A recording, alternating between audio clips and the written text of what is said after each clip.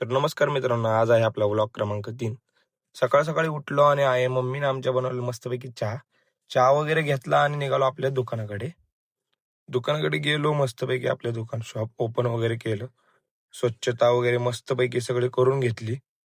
त्यानंतर थोड्या वेळानं आपलं शॉप बंद करून आपण निघालो कटिंगला. कटिंग वगैरे मस्तपैकी केली. मुंगशा बघा कसा बघतोय पाठीमागनं. तेवढ्यात मुंगशा म्हणला, "चल जरा गावात फिरून येऊन येत्या भाऊ." तेवढ्यात ओम भाऊ आला. ओम भाऊ बरोबर आम्ही गेलो नाश्त्याला. ओम भाऊ म्हणला, "चला नाश्ता वगैरे करू." ओम भाऊने नाश्ता सांगितलेला.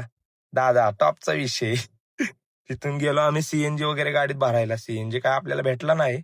पण गेलो आम्ही गाडी घेऊन दादांच्या हॉटेलवर. हॉटेलकडे गेल्यावर बघितलं हॉटेलचं काम एकच नंबर झालतं. परत निघालो आपण आमच्या घराकडे.